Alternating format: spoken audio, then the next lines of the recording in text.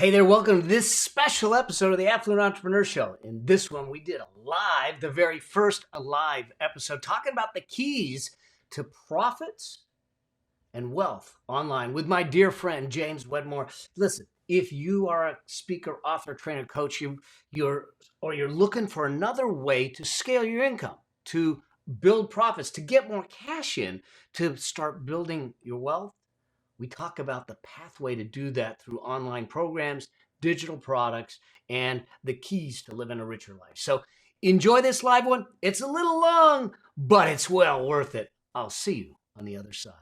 Cheers.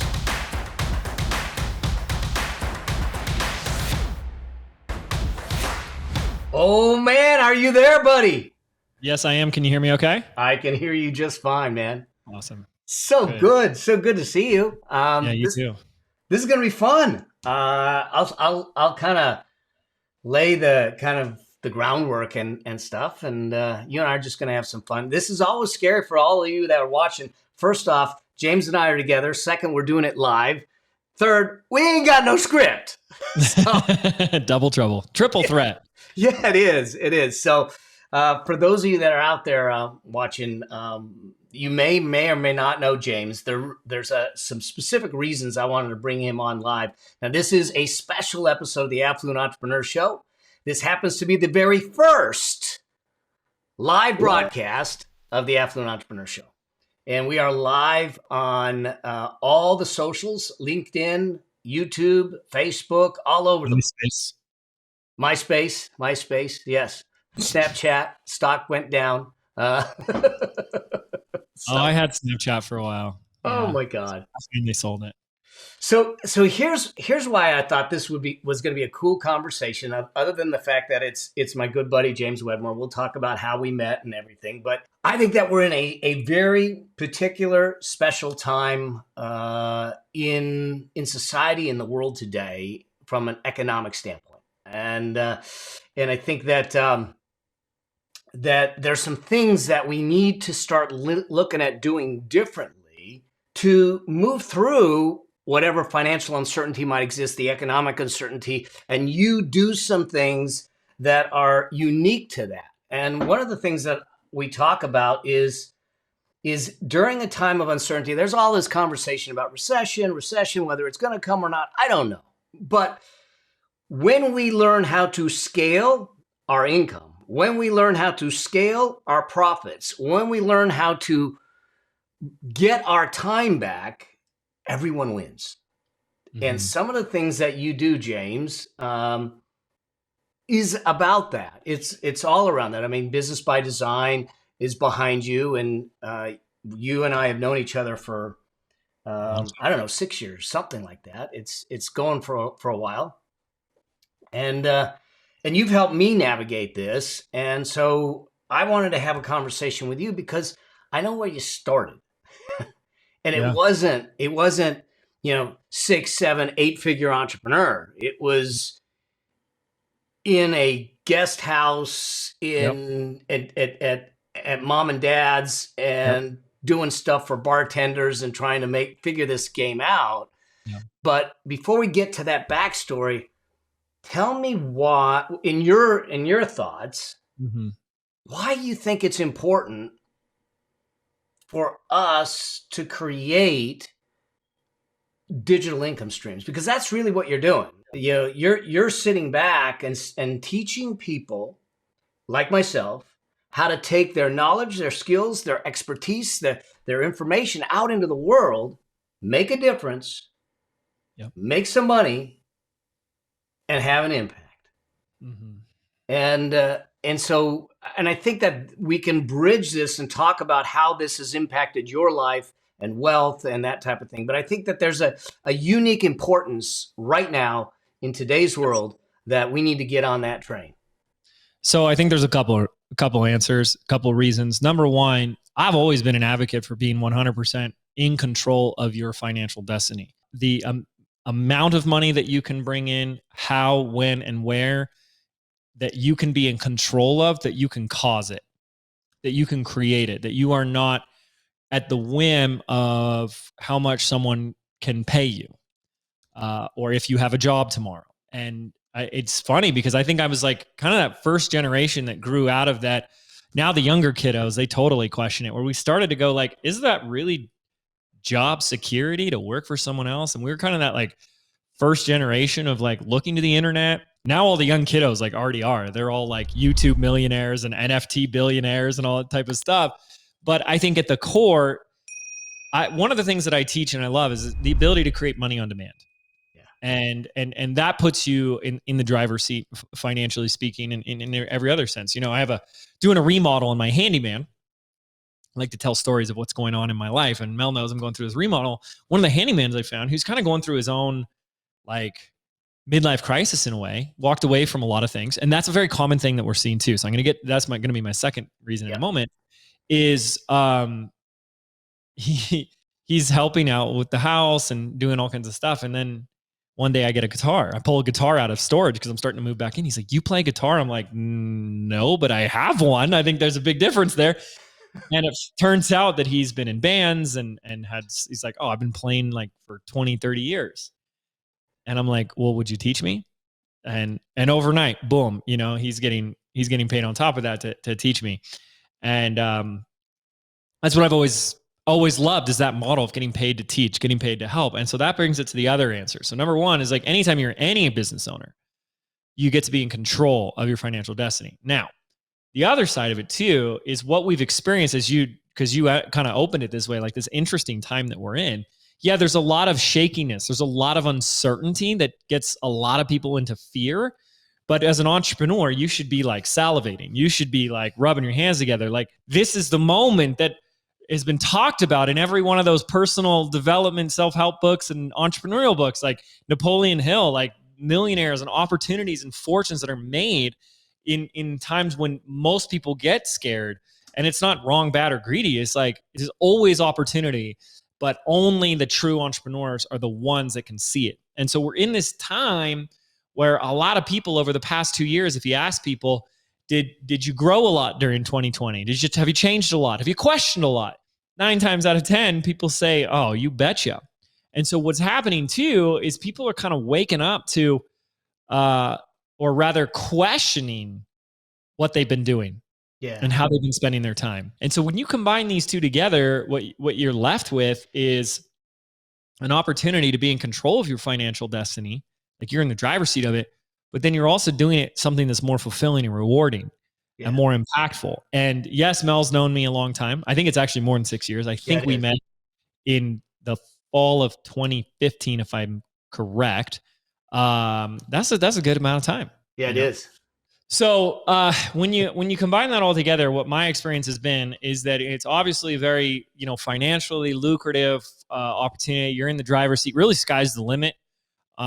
Today, it's an 8-figure a year company. But most importantly, the reason I can do this for 15, 16 years now is because I love it. And what I love the most is there's that sense of meaning and purpose. Like, that what you're doing makes a difference. It's helping others. And that's the juice. Yeah. Like, I understand there might be people that get more into like a survival, but I need money. I was like, yeah, that's short term, and that can take you so far. They've actually proven that money is one of the lowest forms of motivation for humans. And once you have your basic needs met, most people aren't driven by much more than that. It's like, how much is enough? Like, that's what people sort of say. It's like, when is enough enough? It's like, it's not about enough. It's when it's, who else can I help? That never ends until you've served everyone. And that, people are always going to go through stuff. So you combine those two together, and that's really, really, really powerful. And especially in an uncertain time, to be in control of your own financial destiny, I think, is especially important. So this is perfect, because I totally agree with you. Because I think that we're now is a time where we need to start thinking in terms of controlling our financial destiny.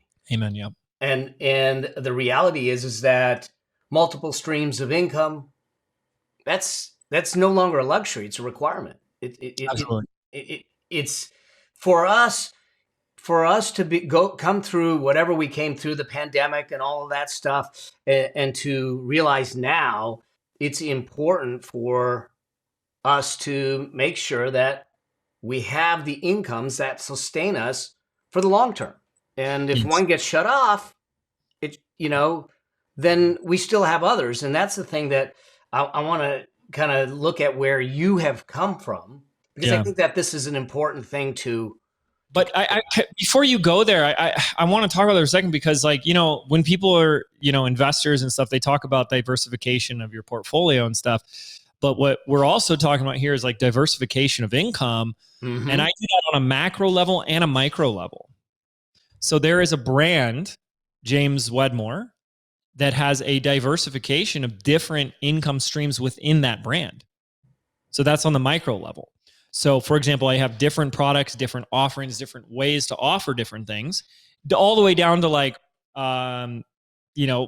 software and tools that we recommend. So there's one income stream. Hey, here's Kajabi. I recommend Kajabi. Boom, affiliate link, income, pays like a couple thousand every single month to a product, to our events, and all the diversification of income within that business. But then I step back a step further, and I start to have multiple businesses and multiple different types of businesses in different industries, more than niche, industry. We're in the travel industry now. I have my Airbnbs, and I've been looking at other businesses, like local businesses. I'm looking at a car wash right now in town. I'm also, I always, my thing is I love, and it's a gift. You have that gift as an entrepreneur. We all need to have that gift. And there's a gift to take like anything that you like love, your passion, and say, how can this generate income and revenue? And one of my passions is camper vans. I built a camper van last year. It was one of the greatest experiences of my life. So fulfilling, rewarding, so challenging and humbling at the same time. And currently I'm looking at that model, and I'm looking at two different models for that. And I kind of want to do both. One is create a fleet of rental vans, because I'm watching people do that right now and they're crushing it. And then the other one, and this would take more capital, but I'm like so excited about this, and I'm kind of waiting to see if there is a bit of a crash in real estate, would be such an opportunity, is to create they're starting to pop up. So this is like a whole new industry, and it's like camper van campgrounds, where you can bring the camper van in, you get all the hookups, you have the communal area, you can have the bathrooms and all that stuff, but you still like use your camper van and that type of living. And so the point is like there's diversification within a business, and then there's a diversification of different businesses that you can start to have. Yeah. And that's a huge thing I learned from you, Mel, is like once you start making money, and I learned that too, is like it doesn't need to be much. Is how smart can you be with the money you're making to start getting it to make money for you? I went down the route, even though I heard it, where once you start making money, you start doing the stupid stuff. Like you buy the nice cars and the nicer clothes. And like I bought oh my gosh, like a fancy, when I was like living in New York, I bought like a $5,000 custom suit. Like what the heck was I thinking? Then I bought an $8,000 watch. And then of course I see you buy a Tesla. So I'm buying a $120,000 Tesla. And a lot of that I've like traded in. Do as I say, not as I do. Well, and you were already like had a lot of those wealth machines in place. Yeah. So it's like that was smarter. And I kept going with the business, and I actually hit that moment. And this like changed everything. I was like, do I just keep doing this forever? I was like, that's fine because I love it, but like even 20 years from now. And that's when I was like, well, if I'm doing the smart things that you teach, then it's a choice if I want to do it in 10, 20 years. Yeah. Not an obligation. And that's freedom. Now that's huge. So, yeah. So here's an interesting thing. You mentioned it's doing the stuff that I teach. Part of the reason I get to do what I do is because I'm doing the stuff that you teach. Yeah. And yeah. We got a chance to help each other in this process. And there's a lot of people, like you said, that are re-examining their life, re-examining, what do I want to do? How can I do? I know I have this yearning. I want to do something more. I want to have a message. I want to get it out there. And that's really where you just shine.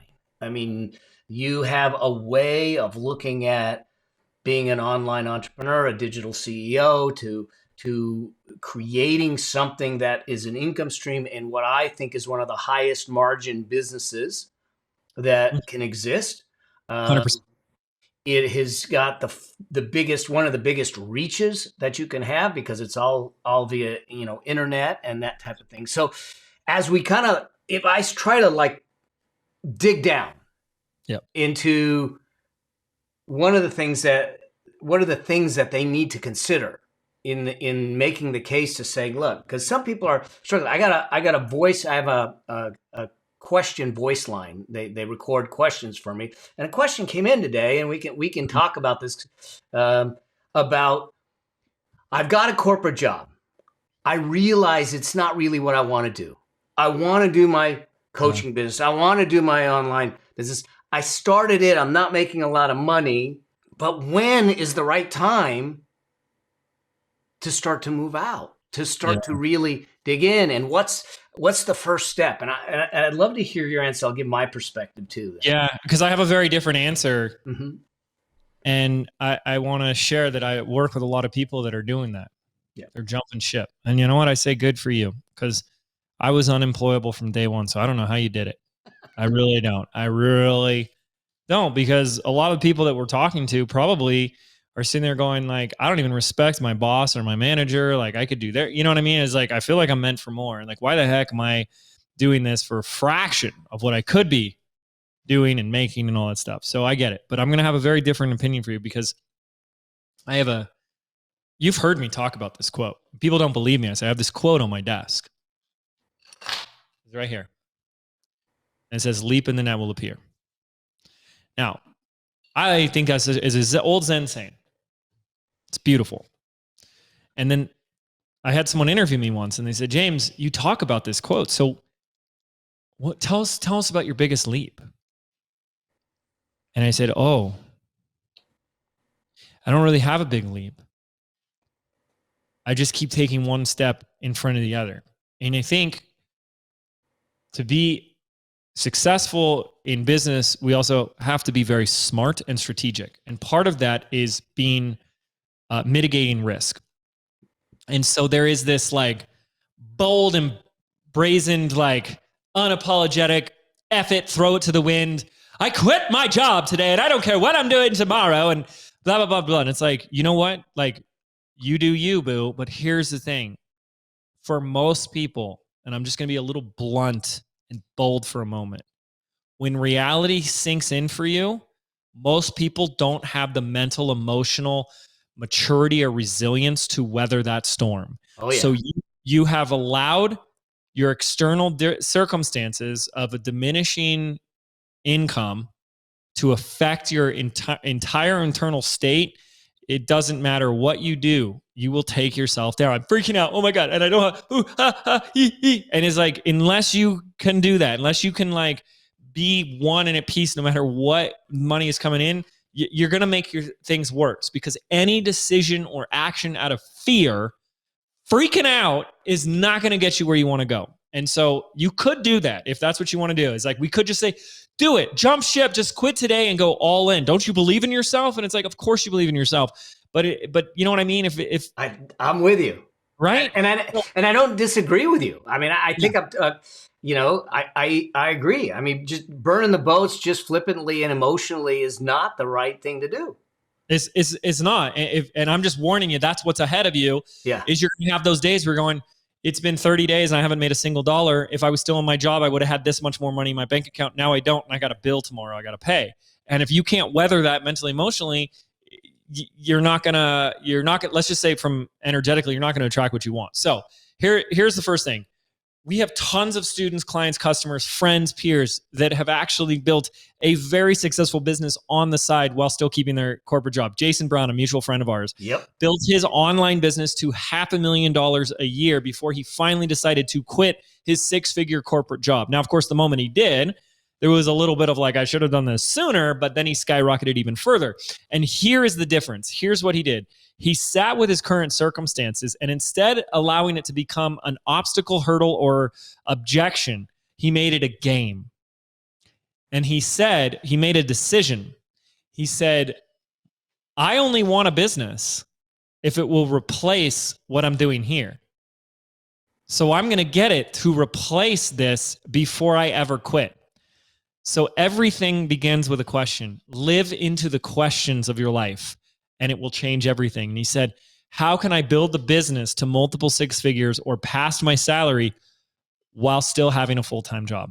And when you create it as a game, you're so much more free. It's just a challenge for you instead of an obligation or a constriction. Yep. So how can I take this business to 100,000 a year, 200,000 a year before I quit?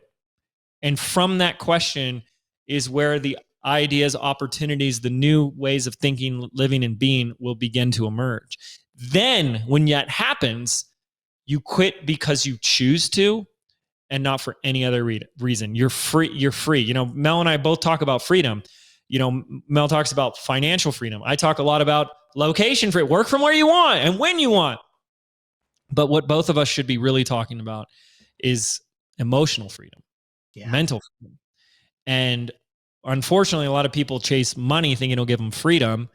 But a lot of people who have a lot of money are like chained to their business, chained to their obligations, chained to work, and they're nothing but free. You know, the furthest thing from free. I think that you can have $100 million in the bank, but if you don't control your time, you have a poor life. I mean, granted, you're imprisoned by the money, you're imprisoned by the chase, you're imprisoned by the run. Now, granted, you have a well-decorated prison cell, but it's a prison cell nonetheless. It's like Martha Stewart and the home, you know, the little thing they put on your leg, the ankle. Yeah, the ankle bracelet. You're still in prison. It really is. Home arrest or whatever they call it. I don't know. I haven't been to jail recently, so I wouldn't know.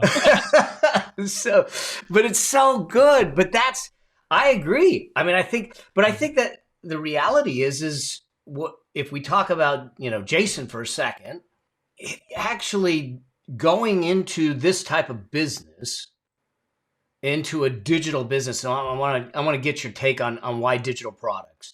Going into that type of business, you can straddle the line. And in fact, I think it's a smarter way to go if that's the case, because if you've got a family to support, if you have got children, you know, you don't just throw caution to the wind. There's a difference between committed and reckless. And so...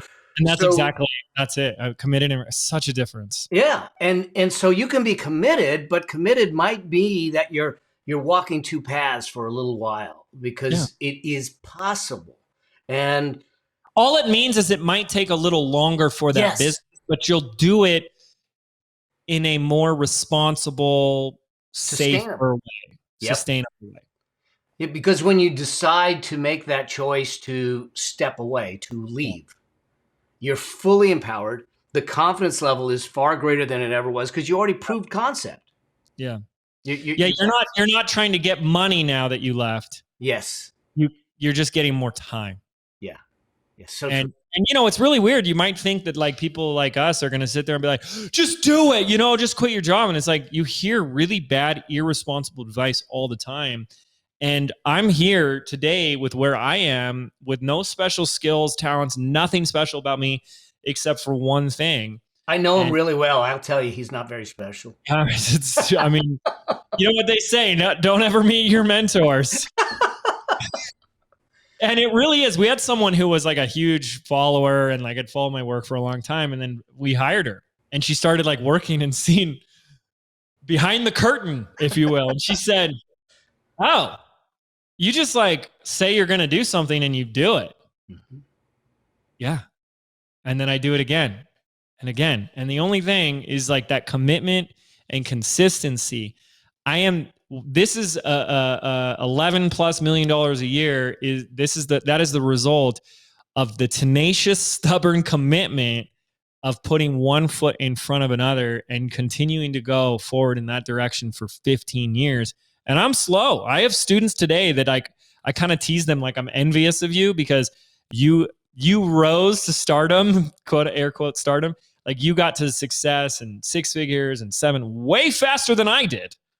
Way faster. And good for you. I think I took the long, slow route because I was so stubborn. Unfortunately, I was unwilling to get help. And that's a whole nother topic.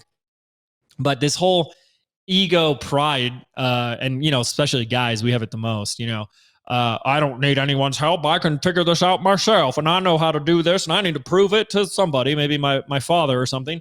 And then we just stumble around in the dark looking for the light switch. And all you had to do was like call Mel or James and say, here, I'll just turn the lights on for you so you can see. And it's like, wow, was that easy? So. No, but I think that, yeah, but I think that that's really, really true. And the other thing that you didn't mention there, you mentioned it a little bit before, but I think that every step of the way, at least for the 7 years or plus that I've known you, you have approached it all with the aspect, and I know what your values are. So all with the aspect of fun and gamification. And you do it with your team. You do it with everything. You say, what if? And you approach it with that kind of energy. And I think that's the other thing that lightens it up. And people don't see that. So I'm really glad you say that. If you want, because we were talking about internal freedom, like Mel and I will give you time, location, and financial freedom. But the internal stuff, that can come and go in an instant. And the way to access, in one word, the internal freedom that we all need first, because everything comes from within first, is fun. Yeah. When everything is fun, and fun is a choice. See, that's the funny thing. Happiness is the way. It's not a destination. The same with fun. When you choose to do everything for the fun of it, what a beautiful thing. Like, we get old and cranky and, so attached and hung up, and we make mountains out of molehills. And you guys, like, you're making such a big deal out of so much stuff. Like, just, I love that quote. Is this, don't sweat the small stuff. And it's all small stuff. Yeah. And so when you come back to the fun of things, like, let's do it for the fun of it. This is fun. You're free. You're free to act. You're free to just try and experiment, and let's put it out there. But people are like, what will they say? And it's not perfect. And oh my goodness. And like, that's what's hanging you up. And that's definitely, again, not free right there. No. And so much of what we do, even what we're doing right now, is like, let's have fun. Let's get on a call. Let's help people. Let's have a good time and have fun with us. And you want to keep that. That's, this is so simple. People are like, oh, okay. Let's just get on here saying have fun. But it's so much more important, because you will wake up one day, whether this business or another business or something, successful or not, and you will have found yourself imprisoned by it. Yes. And you're like, I have to do these things, and you don't understand, and this is so serious, and blah, blah, blah. And it's like, that's what's taking you down. And that will destroy you. And the realization is that there's nothing you're going to do that's terminal. I mean, for those of you that have not heard, back in the day, I was asked to do a webinar. He knows where I'm going.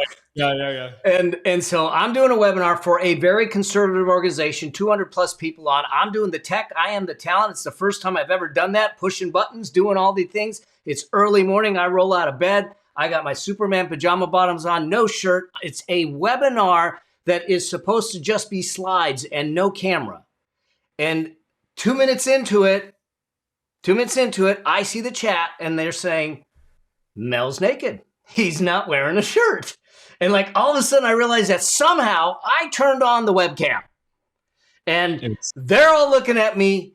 And I'm like going, oh my God, this is an organization. Everyone knew me because I'd been given the Lifetime Achievement Award, which they probably wanted to take away at that moment. Oh my God. The International Nuns Association. I think.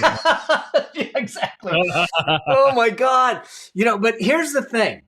One, I sold $30,000 of stuff. Oh, come on. So here's the deal. Forget really the marketing tactics. Do it topless. No, seriously. Yeah. They asked me to come back. I'm doing the keynote for their conference. This was a number of years ago, but I've done the keynote for their conference multiple years in a row. And my point being is, if I can survive that, there's nothing you're going to do that's going to completely trash your career. I know. That's about as bad as it gets. Yeah, it is. Trust me, because you don't want to see Mel with his shirt off. No. So dude, tell me a little bit. Sure. Why digital products? Because really, that's a good place. Well, I use that. Someone asked if I put a shirt on. You know what? Post-it note was the savior. I put a Post-it note on the webcam and finished the webinar. Yeah, what are you going to do? Like, run back into your bedroom and find your shirt? Give me 5 minutes while I decide to get dressed now. Like that's all you can do is turn the webcam off. Yeah, I just slapped a Post-it note on there. I mean, how do you recover from that? Oh man, I don't know. Here, I got one. This happened last year. We did a virtual event. I don't know if you were there in that moment, but you were definitely there at the event. This isn't as bad. And then I'll answer your question. But this was hard internally because we did a virtual event and we're doing it on Zoom. And we're doing it with all of our customers. And one of the things that we wanted to make the event as really unique and special as possible by doing breakout rooms. So I spent like 20 minutes saying, guys, this is an amazing event we're going to do together. I'm live on the virtual stage. We're going to do these whole exercises. We put you into breakout rooms. This is how you can connect. Like, this is a very different type of event. The entire event was designed around breakout rooms. You're going to do all these exercises in these small little groups. We're going to bring coaches in there. We had it designed all that way. And everyone's like, this is amazing. This is going to be great. Okay, let's do it. And then I say, okay, let's go into that first breakout room. And then I just stand there, and then I get all the chat just saying like, I didn't get in a room. I was like, oh, okay, we'll help you. And then, no, me neither. And all of a sudden, everyone's just, and I'm like, is anyone getting into a breakout room? Everyone's like, no. And then Jilly is in my ear saying, the breakout room feature is broken on Zoom right now. The whole event designed around it. And you're like 1,000 people there. And you're like, okay, so we got to change something up right now. And that's just the way life goes now. You just roll with it, you know? Yeah. So why digital products? Okay. Yeah. We have to look at it from, I like to break things into like left brain, right brain, masculine, feminine. Logically, left brain. The math is there, as you said, it's like the highest margins, most profitable business model, because when you do it right, you're creating something once that is kind of like your time. You're not like going and buying fixed hard goods expenses and stuff like that. Okay, I want to build water bottles, so I got to source go to China and get the metal and all that stuff and insulate it, and that takes time and And if I want to sell this for $20, it makes $7 to make each one or something. And then of course I got to spend money on the marketing and all that stuff. You make it once, and it just takes your time. And then whether you sell 1 or 1 million, there's no additional expense. And that model is just beautiful. So it's highly scalable and highly profitable. So from that standpoint, huge, right? Massive low barrier, like the lowest barrier of entry possible, because, and that's what's really funny too. It's like people still want to be like, it's hard and no one's following me. It's like, well, yeah, you got to pay like $150 a month to get like Kajabi, but it's too expensive. Okay, go get a brick and mortar. Go raise $200,000 capital so you can do your first like prototype. Because I've gone down that route of physical products, and I stopped after all. I was like, people have no idea what goes into. I mean, we worked with a 3D company, like 3D printing. We back and forth for months, and we got it to the first iteration.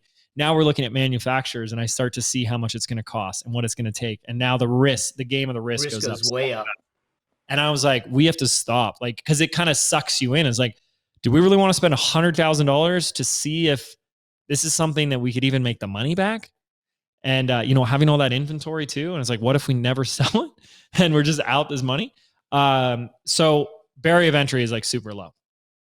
That's the left brain. Logically ticks all the boxes. I'm very intentional with the type of businesses I go in. So you can't just say like, I'll do what you're passionate about. That's the worst advice, because, and it's just thrown around. It's like, it's untrained intuition. It's just like, I just do what I feel like today. Tell me how that's working out for you, right? And I'm strategic. So when I went into the Airbnb thing, I'm not really that passionate about Airbnbs. I'd only stayed in like 6 in my whole life. I know you have a horror story with staying in an Airbnb, and it's like, that doesn't mean you're passionate about it. So you shouldn't. I'm not passionate about it, so I'm not going to do it. But the model made sense. Yeah. And the model makes sense. The model with Airbnbs, it made a lot of sense to me. I ran the numbers. You got to do the numbers. You got to do the math.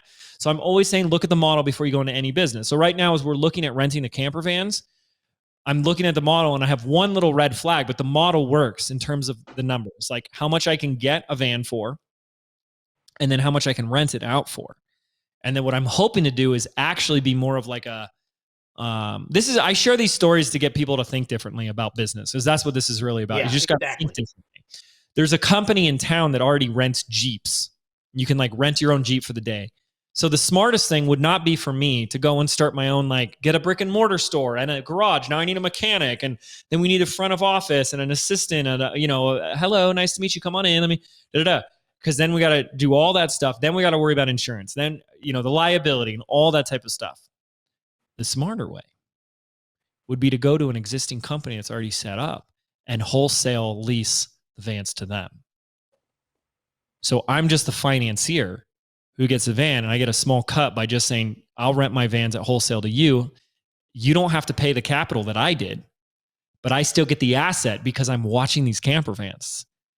And they keep going up in price right now because supply and demand. People want to hit the road. People want to get out of Dodge, and they want a camper van, and they can't get them.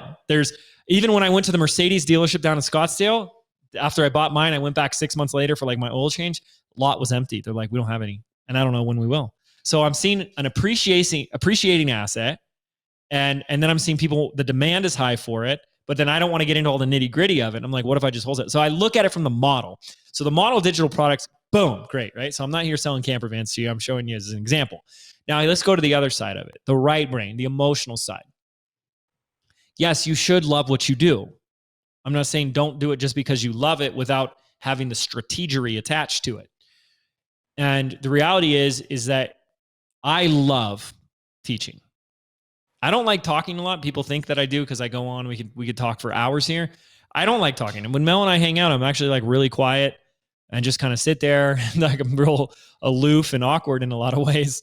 And that's me. But when I want to help somebody and they want to ask me a question about something that I really geek out about that could help them, you can't shut me up because I love teaching. And so I do want to say that if that isn't within you, like some kind of nudge or push to like, oh, no, I could teach this. Mel's that way.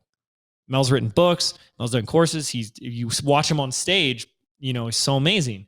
You give him that microphone and he's going to just pour into his people. And you might be, I don't have the experience. I lack the confidence. That's fine. We'll work all that out. But if the nudge is there, if the desire is there, I just got to say, you shouldn't even be thinking of anything else. And that's really important for me to say. And it's really weird because in a way, I kind of anti-sell what I do. But I don't want people doing this for the wrong reasons because they think they're going to get rich quick. But if you love coaching, if you love helping, if you love teaching, if you know you have something of value that will help someone, oh my goodness. Yeah. And there's another reason if you don't have that nudge, like you said, because it's all about giving of yourself. Yeah, and, exactly. And if you don't have that yearning to do that, then at some point you're going up against people that do. Yeah. They're going to win. And that's, and so if you were to ask me personally, so why do you do this business? I'll say because if you did put me behind bars or if I had all the money in the world, I'd still be teaching. I'd still want to coach people. It's really funny if you were hanging around with this remodel, the handyman and the people that come and go. You don't think I'm giving them business advice and coaching them through their stuff come on, you got to be doing more of this. How are you not? They're not even asking for it, and I can't help it. And then when they do start asking it, look out because I can't shut up about it. That's me. And it doesn't matter if that's you or not yet. But if you already I want to one of the guys who's here today was like, oh yeah, I started a podcast. We never really put it out there, but it was just us talking about, a bunch of stuff. And I was like, see if that desire's already there, do it. But find a way to make some freaking money around it. Start that podcast, start pouring into it. And then at the end of every episode, you can give a quick invitation for people to start working with you, pick up some clients. I'm telling the handyman, you could start getting one-on-one virtual Zoom guitar lessons from people next week. You're in business, build that up, make some money, build that audience, and then you can launch the membership and start getting people in that way. And we're off to the races, So yeah, it's interesting that you look at it that way because I think you're right on point. Is this whole idea is that we start somewhere, and the reason you do it, and the reason I do it, is not for the masses. It's for the one soul. Yeah, that we shifted and we see that there's a difference in their life. Mm-hmm. And we may have been a catalyst. We may have planted a seed. They took the actions. They made the difference. But it's the one person that gives us that fire. It's not the masses. I mean, we want to reach the masses. Yeah. We want to make a difference, but it's really to serve that one soul. Yeah. I mean, otherwise I'd be on the Good Day LA or something like that. You know, I've never really felt that. I got my little corner of the internet. Yep. I share my stuff, got my little podcast, and I share what I want to share every week, and people like it, don't. I really don't care. It's for the person that's ready to hear it, receive it, listen to it. And if they want to keep working with me, that's wonderful. And, you know, to help expand on the fun aspect, what helps is that you always got to keep it simple. Yeah. And I'm not just thinking I'm not just talking simple like strategy. Yeah, simple strategy. Of course you want simple. Don't get all complicated. And there's a great quote. It says, if you want to impress people, make it complicated. But if you actually want to help people, keep it simple. So you have to keep it simple within you first. And to me, it is always simple. I have something that can help someone. So as long as I put my stuff out there in order to help someone, I've done my job. And I do that this is not every day. There is not a day in a very long time on a single daily basis that I haven't put something out that helps someone in a Facebook group, on an Instagram post or a story or a podcast, one of my coaching programs, a voice chat to Mel when he's crying, saying, help me, save me. No, I'm just kidding. Save me. Help me, James. Help me, James. You know what? There's another aspect that it just kind of hit me, and I wasn't going to go there, but because I have another question I want to ask, but do it all. I'm here for you. All right, cool. So here's the thing. There was a realization you had just a little while back when you thought you were going to lose everything. Yeah. And the thing that got you through it was the realization is that one of the things that was most important could never be taken away. Yeah. So that's freedom I'm talking about. Yeah. And guess what? When I figured that out, that's when we went from 2 to 10 million in 1 year. If there's things I want to say, but I hesitate to say them because people don't value it. Yeah. And I get it because I've heard people say the same things. How many times have you told people, like, as soon as you start making money, don't go buy the frivolous things. Be smart with your money, invest it. I heard those things and I still didn't listen to it. It took me years to go, oh, okay, maybe I don't need an $8,000 Hublot watch that I've worn 4 times in my life because I'm just not into that stuff. It just sits there on my desk. Like, I mean, it's an $8,000 paperweight and not even an exaggeration. I'm hoping that it will go up in value and I can sell it, make some money, and that will justify the purchase for me. But what I want to say that will not be heard or valued by most people, and that's fine. Maybe it plants a seed that will sprout one day because we do learn through experience. You're not learning from Mel. You're not learning from me. We're guides, and we can like be the bumper lanes on the bowling alley here. I was like, let's stay within this parameter, but life and experiences of life are the true teachers. And I went through some experiences that taught me this. And what it taught me, which I don't want you to go through what I went through to learn it, but you may have to, because you heard that quote, first God throws a pebble. You're still not paying attention. You get the rock. If you're still not paying attention, God throws the big ass boulder, right? And I've gotten a couple boulders in my life. And one of them was, I'd always had this fear that my business was going to come crashing down. As soon, first it was this fear of, is this working? I just got a DM in the text. Am I wasting my time? Am I going in the wrong direction? I used to have that all the time. What am I doing with my life? And then it started working. Well, that fear was gone, but it was immediately replaced with, what if I lose it? What if this was all a fluke? What if it ends tomorrow? And then I'd have these nightmares. I would wake up in a cold sweat, nightmares of a plane taking off in front of me and then crashing and burning right in front of me. A little bit of a metaphor? I think so. And then someone tried to extort me. They tried to sue me. It was this like whole nasty like loophole thing. And I flipped the coin. I freaked the F out.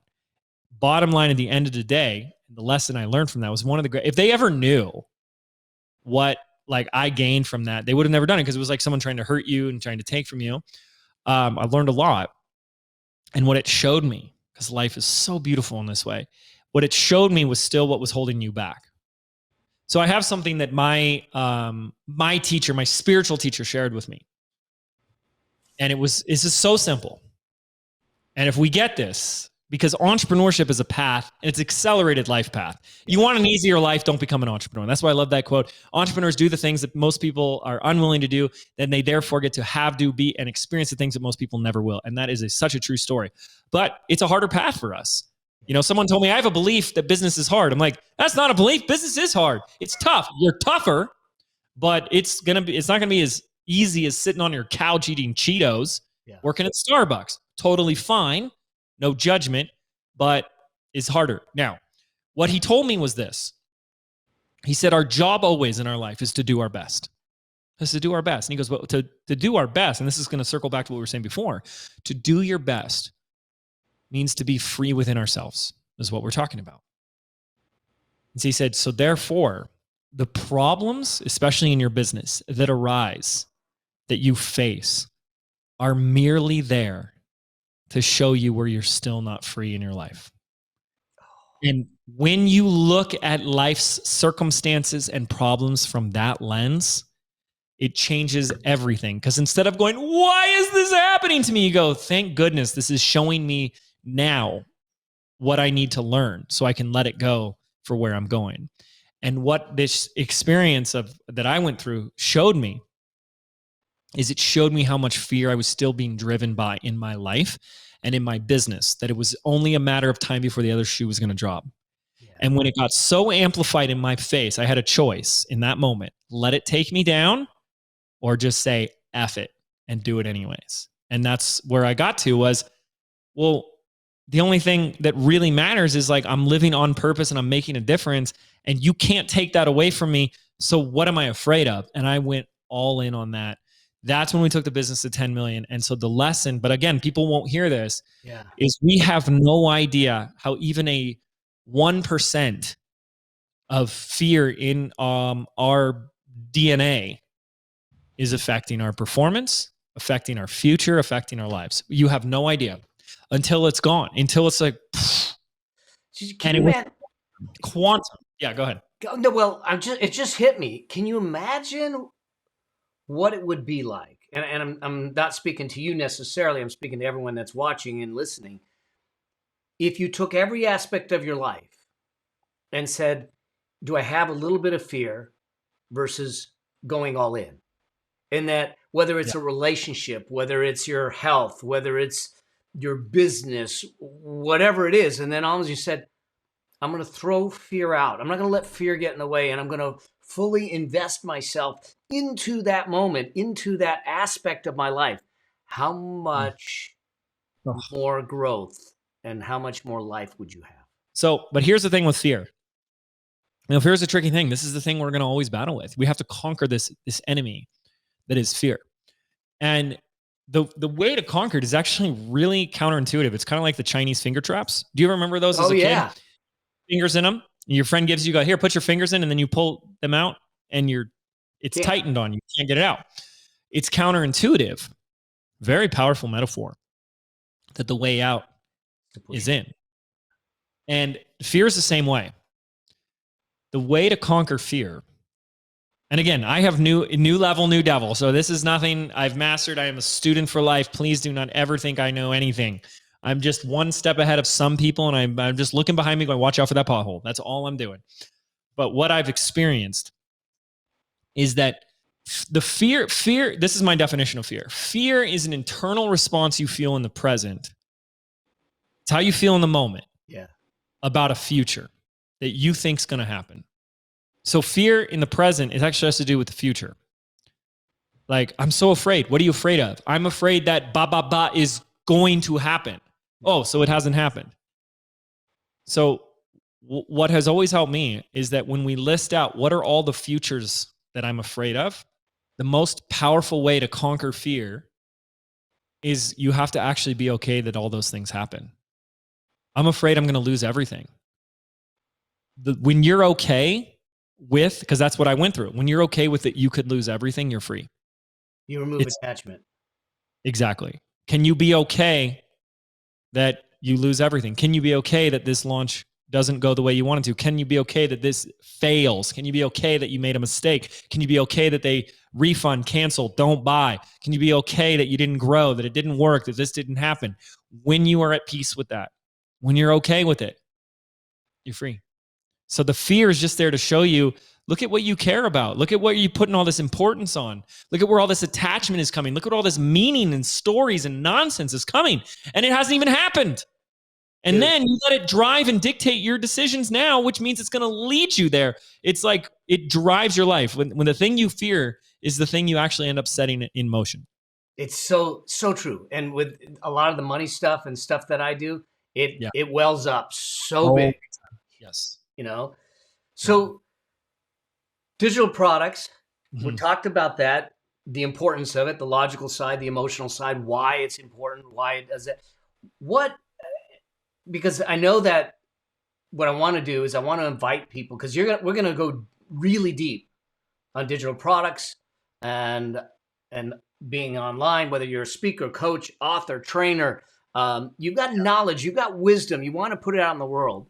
There are things that people need to do to make it that high profitable business and make it something that gives them the life.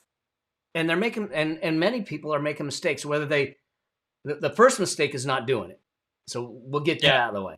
Okay. Cause we kind of hit on that, but maybe you started and you did a launch, it didn't go so well, or you feel like you're on that, what I call that treadmill entrepreneur. You're just running, and the only way to make more is going to run more, run harder, run longer.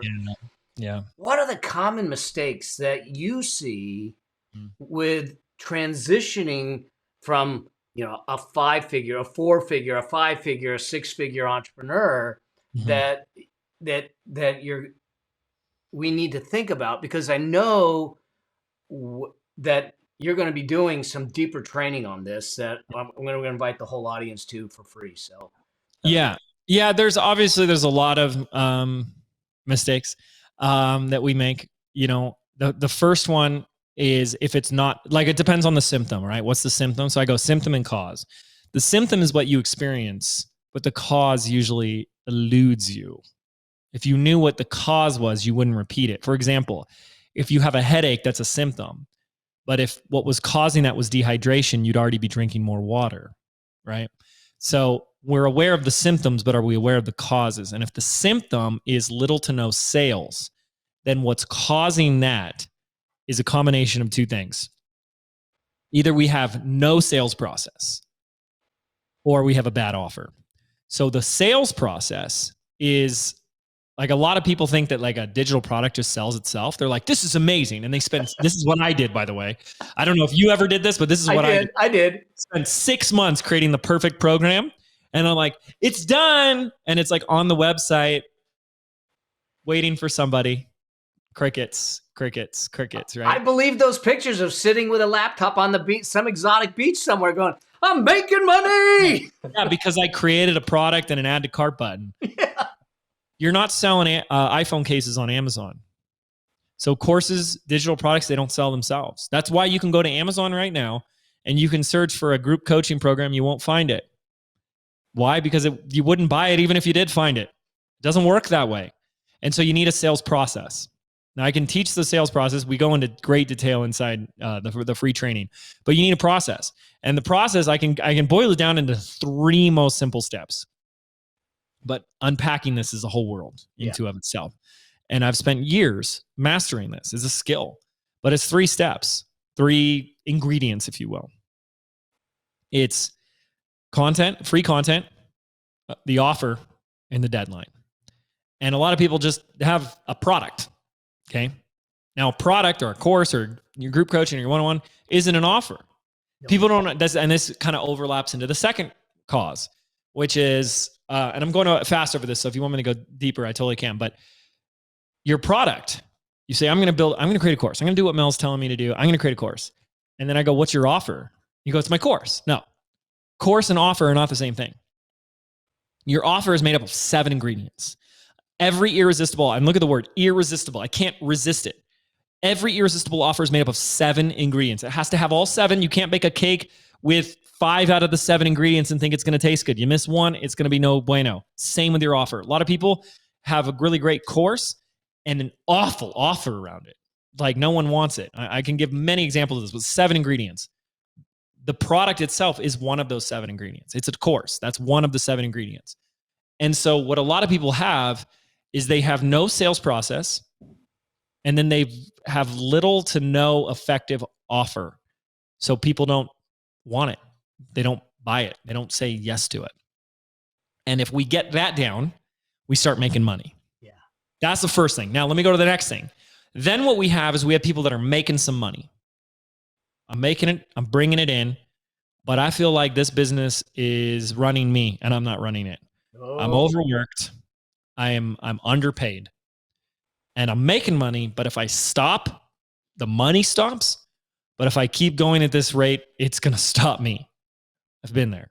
I think we've all been there. This is a very dangerous place to stay because it isn't sustainable. And the illusion of a little bit more money kind of keeps you going. Yeah.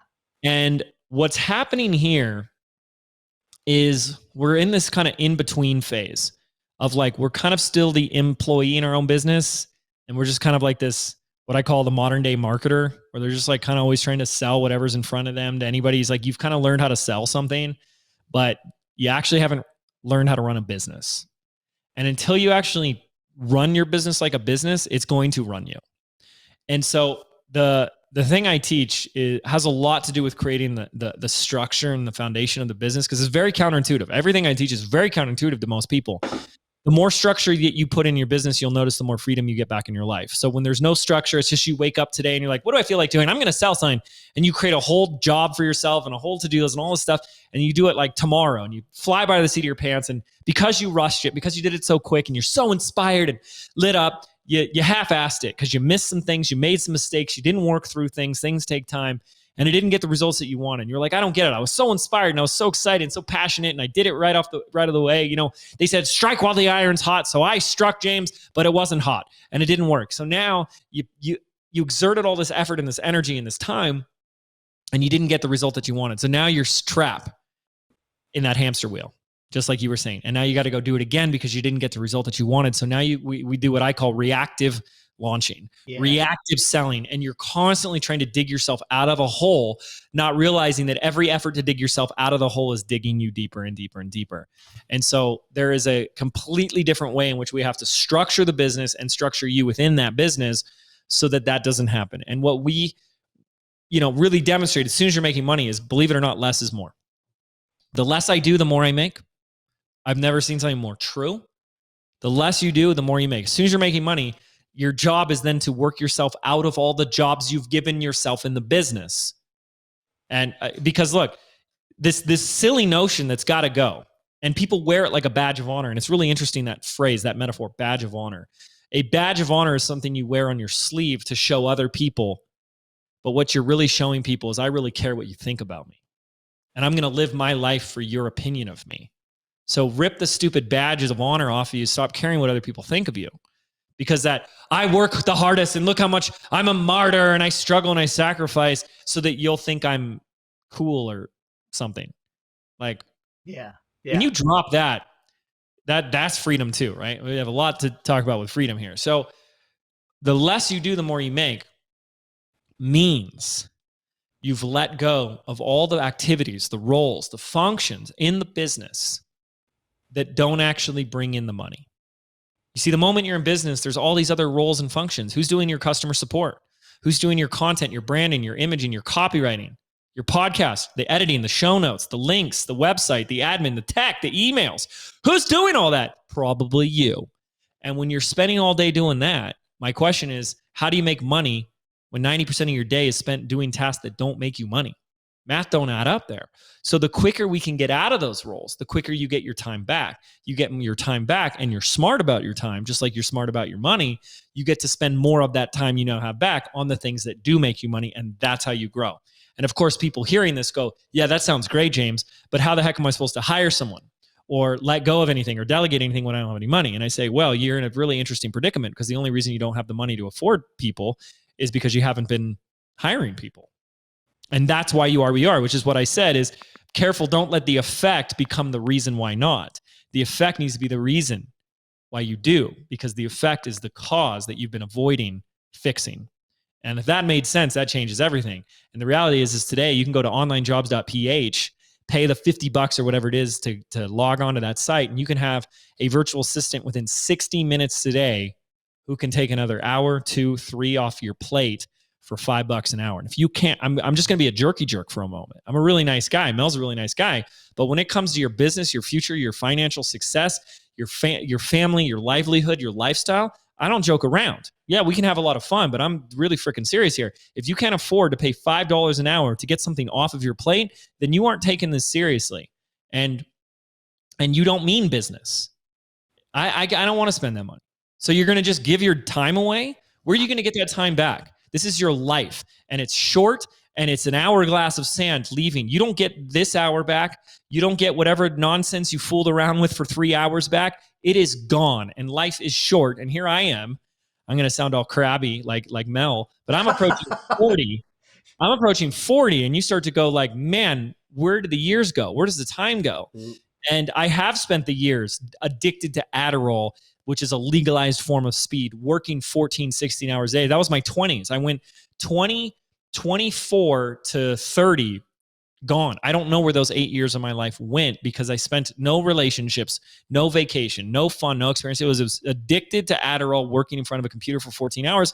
And that was at least a gift. I will honor that time and say, I will not ever do that again. And I won't ever let anyone else who wants my help to do that again. So yeah, go ahead. No, dude, this, if they get nothing out of this, this is the most important lesson. It absolutely is. Because I look at it and I go, we've all been told that we have, our days are limited. Yeah. I remember I was told that, but I didn't take it seriously until someone looked me in the eye and said, you have cancer. Now I knew it was true. That we have a certain number of days. Now, hopefully there are a lot of them. But when you all of a sudden realize, oh, they were right. Yeah. Then you got to ask yourself the question, how am I spending my days? How am I spending my time? Because we tend to be willing to freely waste our time, but hoard our money. It's so backwards. And it's backwards. Backwards. And look, society and culture and everything has pulled the wool over your eyes to trick you into thinking that money is more valuable than time. And we do. We give away our time like it's replenishable, like it doesn't matter. And you don't get that back. And money is infinite and replenishable and easy. I tell people, you've heard me speak, and I've said it many times since then. I said, our wealth should be measured in time, not dollars. Yeah. It really should. How much of my time do I control to have choice with, to be able to decide that, hey, I'm going to come out to Sedona and just hang with James. We got no plans. Who cares? His house is being demolished. The second story's fallen down. Let's have some fun. Yeah. And if I didn't have the money to fix that, I'd be wasting all my time trying to do it myself. Yep. And I don't want to do that. Yeah. But going back to what you're saying, you're absolutely right. You say these things that you're saying and people won't hear it. Just like you didn't hear it. And what did I say earlier? First, God throws a pebble, then a rock, and cancer is a pretty big boulder. Yeah, I got my attention. I think about these things. I ask myself, when I'm being in my own stubbornness, in my own ego, do I want to wait for God to throw me a boulder before I learn this lesson? Do I want the pain to get that bad before I figure this out? Because that's what will happen. We're all on a path. Entrepreneurship, it's a vector. You're moving, you're growing. You're not the same person today that you were a year ago, a day ago, an hour ago. And so much of it is our own growth and our own learning and expansion. You jump on the entrepreneur path and it's totally accelerated. So resistance is futile, which means that path is like one of those, what are those like conveyor belts at the airport? You get on, whatever that is, a people mover thing. Yeah. So you're going and you can try to go it's moving this way and you're trying to go the other way. Resistance is futile. Yeah. And so you can fight it all you want. You can ignore the things that people that have gone down that and learned those lessons themselves the hard way are trying to share with you, or you can get on board with it now. And either way, you're going to learn it. Yeah. You're either going to learn it through somebody else or you're going to learn it through your own life experience. But sometimes it's got to get really bad. And I don't want that to be anyone. I don't want to work myself to a point where I get really sick before I realize that there are other things more important in life than just 14-hour days of work. And that's why today it's always a game of how can I do less, do better? How can I do less, but do it better? How can I let go? Is this the best use of my time? How much do you value your time? And it really is true. Like, yes, we can do all the things. Like, that's another thing too, is like, I can do anything. It's like, of course you can, but the goal is not to do everything. Because if you do everything, I was talking about this, like, of course, when you do a Facebook ad, right, you get people that aren't in your world and they're little negabots and stuff like that. When someone said, well, say that, and I'm talking about how important it is to work less and have the lifestyle and the balance. And he's like, well, say that to Elon Musk. And he sent like a link to like Elon Musk's like crazy schedule and everything. And what people don't know about Elon Musk is like, he doesn't sleep. He only sleeps a couple hours a night. Yeah. People can't keep up with him. People like quit or are fired because it like doctors and scientists, like the people like space, they can't keep up with him. He's like in another country by the end of the day and he's not sleeping and he's like here and he's doing this and blah, blah, blah. Like even watching him and what he's doing and all the things, like just watching him is like exhausting. Right. And so you have to ask yourself, but is that what you want? That's no judgment to anybody. You just have to ask yourself, is that what I want? Yes. Do I want to be doing all the things all the time? And, if your goal is, well, I want to be the richest and most powerful person on the planet. Okay, well, what's driving that? Like, is that just because you want other people to think you are and know that you are? Because the moment you do that, someone else in a year from now is going to topple you, because they worked a little harder versus and that is, I was thinking about this recently, Mel, like, the most powerful question we can ever ask ourselves, and one of the hardest to answer, is what do I want? Yeah. What do I want really? Because we lie to ourselves all the time. When I ask people, when I ask them to ask themselves, what do you want? How much of your answers are either one of two things, I don't know, or what you're supposed to want? A lot of it is, I don't know. I don't know. Oh my gosh. They've never taken the time to slow down enough to think. This is your life, man. This is your life. This is your life. And you're living it. Like when you just have those moments in the day when you're like present, like we're not getting ready to get ready. We're not on the sidelines. Like this is your life. It's happening. There's no dress rehearsal. It's real. This is real. And when you just find yourself getting present to that, you will change everything. And then when you start to answer it, and you answer the questions you answer, you want to ask yourself, is that my answer or someone else's? Is that my parents' answer? Is that society's answers? Is that the Joneses down the street answer? Like, what do you want? Yeah. And man, that's so powerful because I'm a weird guy. Like you're weird too. And like Mel and I like buy scooters and like toys and electric vehicles and stuff. And it's like, why are you buying like an electric Segway or an electric skateboard? Because I want to, because I want to have fun. I want to cruise around a neighborhood. I want to play. That's what I want, and that's what I want. And when you get really good at getting clear of what you want, your life is going to get so much better because you're going to line up with it. And that's just, I mean, it really is. It's like the most important question that we can ask ourselves. And it might be one of the hardest to get really honest. Really and money is not the thing to want. Nope. Okay. When money is what you want, two things are going to happen. Number one, wanting and staying in the wanting of something is a subconscious acknowledgement that you don't have it. So you actually push it away further. But number two, when you make money your master, you end up worshiping it and it has power over you and your whole life becomes for it. So when you prioritize money over everything else, it actually erodes and destroys the quality of your life. You have to see it as the way that I know, Mel, you see it this way. It is a tool. It's the tool. It's the tool to give you what you want. And you have to see it that way. When I changed that, I changed everything. And this is actually the first example of it. I used to just have all these money goals growing up. And then I had this girlfriend and her birthday was coming up. And I wanted to get her Tony Robbins tickets because she loved Tony Robbins. And I was like, all right, I can get into this big guy here. He's going rah on stage and I'll go with her, but I'll make that her birthday gift. I'll get my girlfriend 2 tickets to Tony Robbins. So I call up the Anthony Robbins hotline and I said, how much are 2 tickets? And he said, it's $1,000 for 2. Oh, that's good for two, but wow, $1,000. What kind of payment plans do you have? She laughed at me on the phone. I got laughed at for asking for a No payment plan. way. Like, oh, I'm sorry. So I had about $500 in my bank account. I was living with mom and dad at the time. This is when I was living at home. I was broke and I was trying to start this business. And this is when I was working 14-hour days. I needed some Tony Robbins back then. And I said, okay, let me check my bank account. Now I knew I had $500 in my account. So that's what I was hoping. Like, can you split this up into 2 payments? I get a month to make $500. I could do that. I had to go check my bank account and I had 36 cents to my name. I had forgotten to turn off my AdWords account for an ad I was running. And Google AdWords just withdrawed $500 from my account.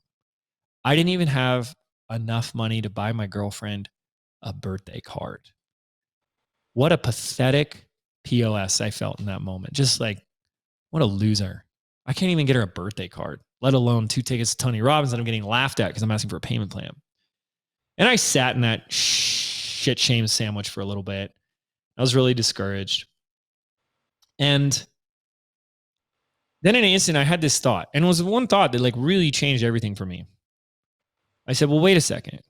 I'm focusing here because I was sitting there like, maybe I can make more money. I got to make more money. More money. And I was like, well, you know what? For a moment, just like F the money. Because I really wanted to get her these tickets. I said, am I focusing on the money or am I focusing on the ticket? Yeah. I said, I'm just going to focus on the ticket.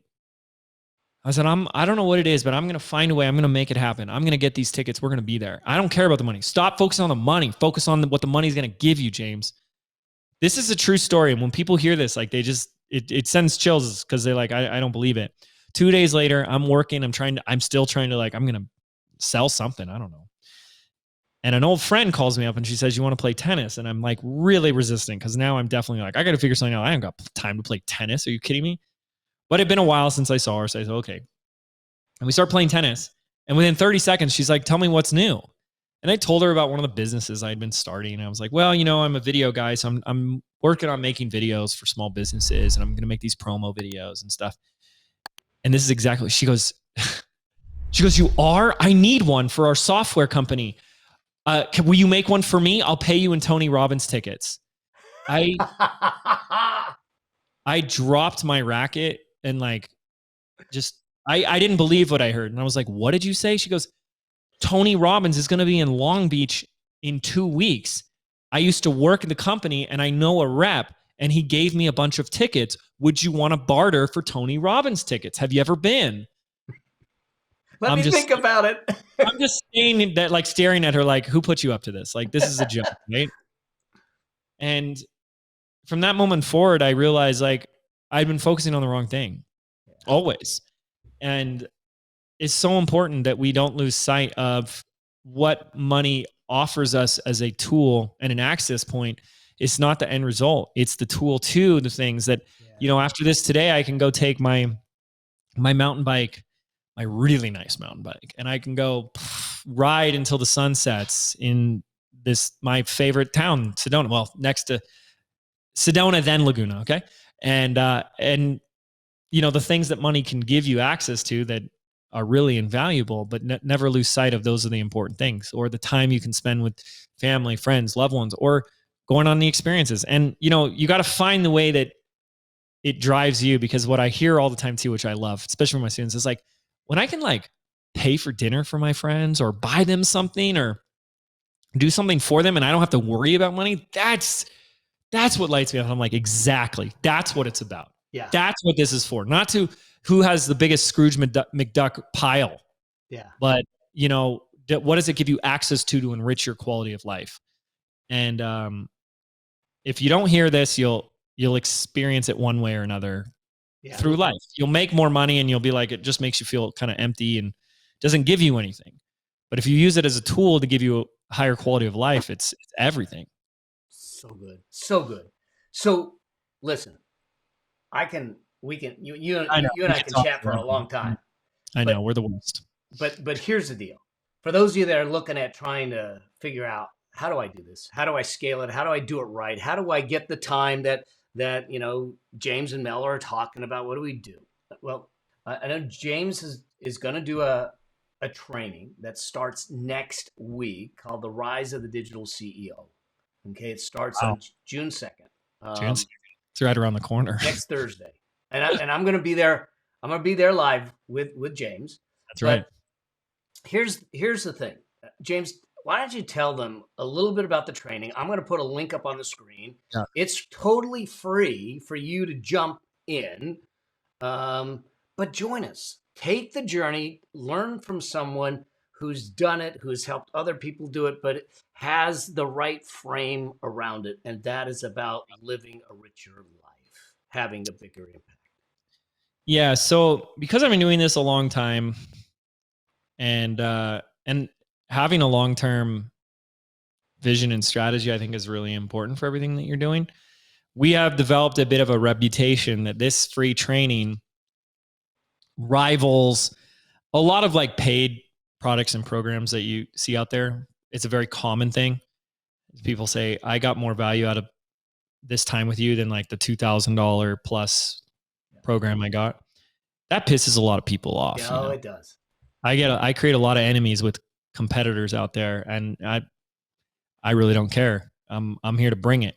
And so I know when you hear about free trainings, it's like really easy to be like, oh, someone's just going to like give fluff and like sell pina coladas on the beach, dream for an hour or two, and then like try to pitch some program. And hell yeah, I've got something for sale. If you want to work closer together and work with my coaches and this isn't a charity.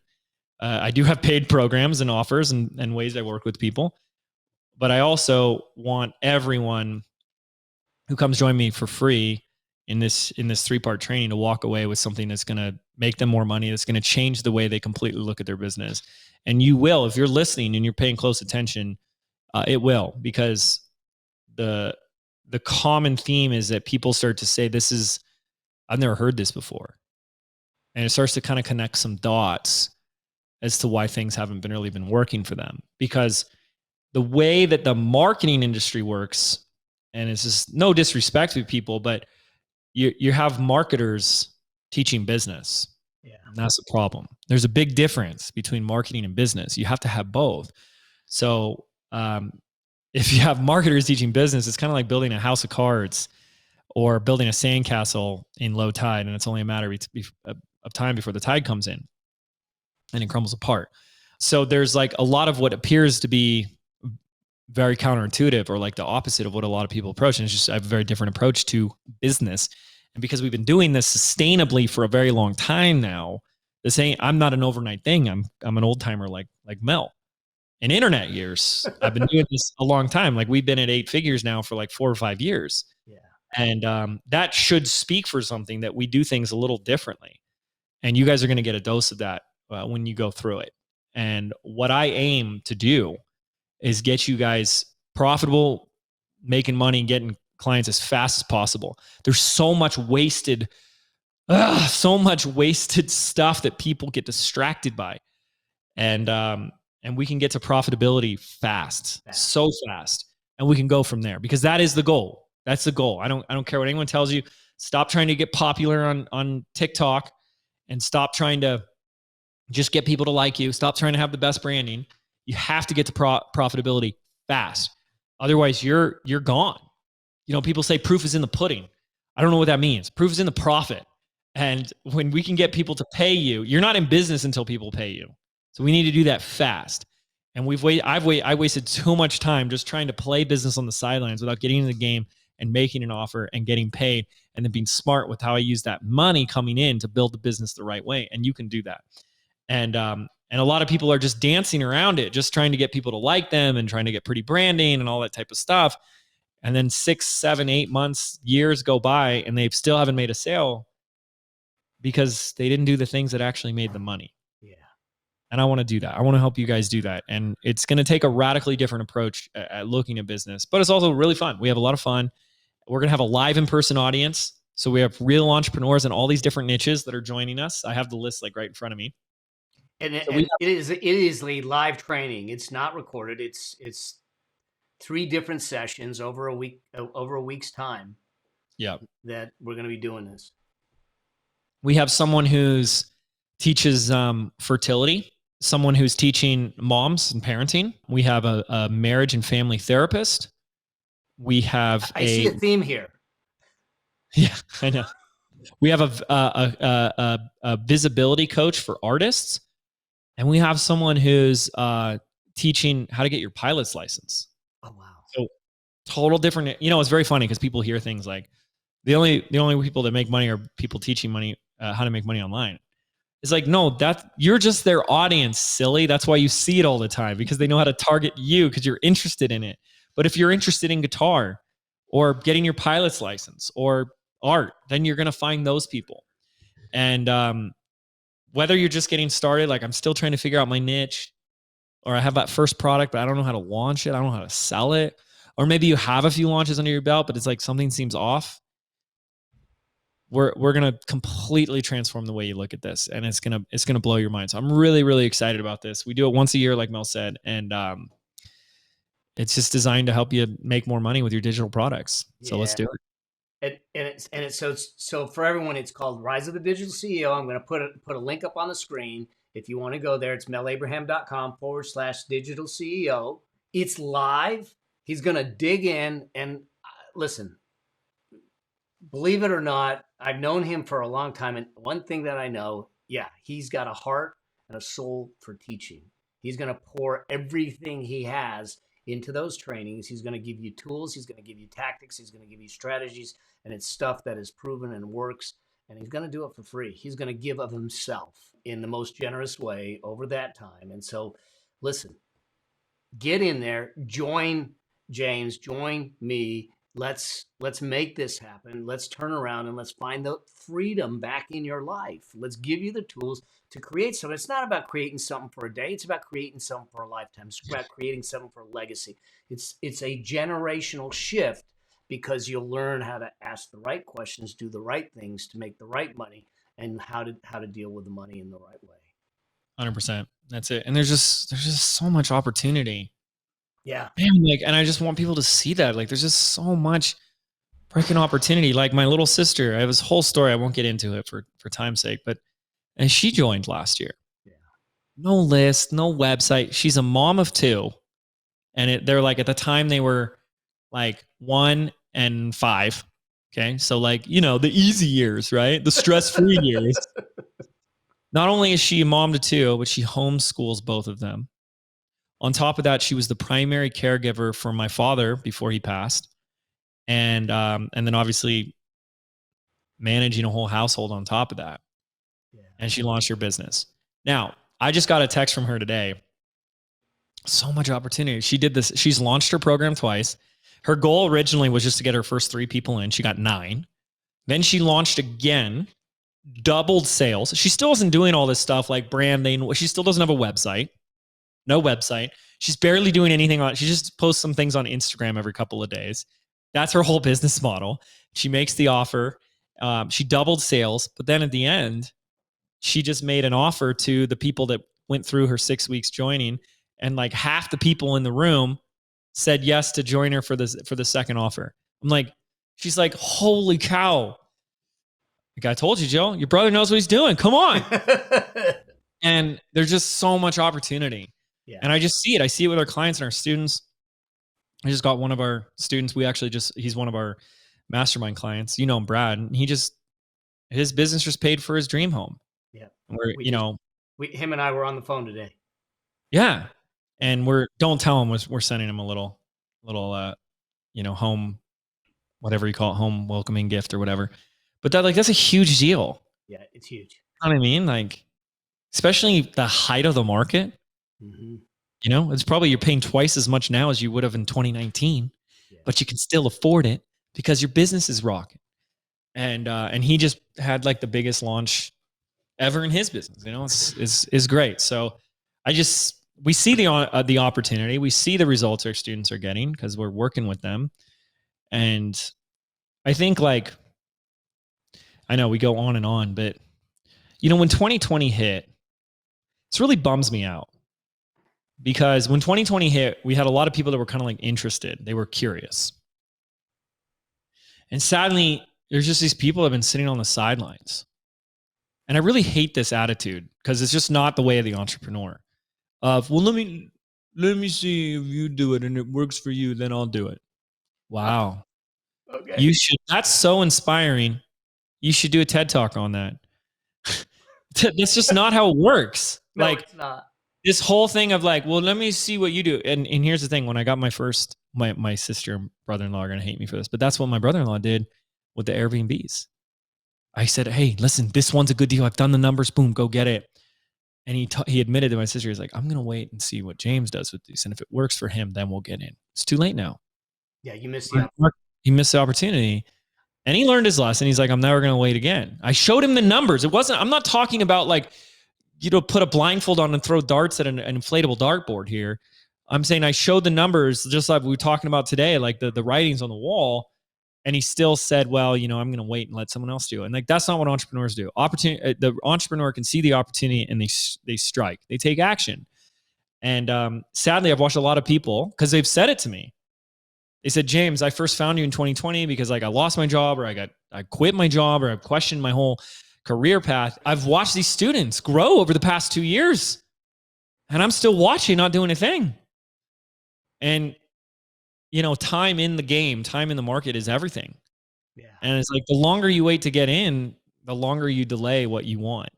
And just get in. Yeah. Let's do it. Yeah, join us next week. Just go to this page. You'll get all the information. You'll get to James's page, and join us. Let's get this thing going, especially in a time where there may be uncertainty. But with uncertainty, there's a tremendous amount of opportunity, and it's your time to make that happen. And especially because most people in times like this, will just be shrink down. Absolutely. Yeah, and so I know that James is going to pour his heart into it, like he always does in everything he does, and I will be there to support you and James in the process. So let's do this thing together, man. Awesome. I hope you enjoyed that and that you got something out of it, that you're going to join us on June 2nd for the Rise of the Digital CEO. Let's dig in. Let's take 3 sessions together to dig in to get your online program, your online business, your coaching, your stuff out in the world so you have another cash flow stream or you can scale this cash flow stream that you already have. This is about giving you freedom. It's about giving you richness. It's about building wealth. It's about changing the generations. So go to melabraham.com/digital CEO. Join us. It's free. Let's do this thing. I'll see you on the other side. Until we get a chance to see each other on the road, another episode, or on the video. Always strive to live a life that outlives you. Cheers.